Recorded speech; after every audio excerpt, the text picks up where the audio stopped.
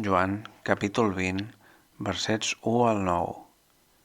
El primer dia de la setmana, el diumenge, Maria Magdalena se'n va anar al sepulcre de bon matí, quan encara era fosc, i veié que la pedra havia estat treta de l'entrada del sepulcre. Llavors se'n va corrents a trobar Simó Pere i l'altre deixeble, aquell que Jesús estimava, i els diu: «S'han endut el Senyor fora del sepulcre, i no sabem on l'han posat». Pere i l'altre deixeble van sortir cap al sepulcre. Corrien tots dos junts, però l'altre deixeble s'avançà a Pere i va arribar primer al sepulcre.